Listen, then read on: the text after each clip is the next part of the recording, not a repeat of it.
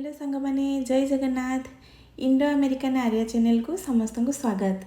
आज T temperature high थिला आ मोर इच्छा है पखाला खाइबा को तो मु आलू टी भाजी देछि आउ अंडा आमलेट करी आंब काकुड़ी नहीं बसी पड़लु भात खाइबा को।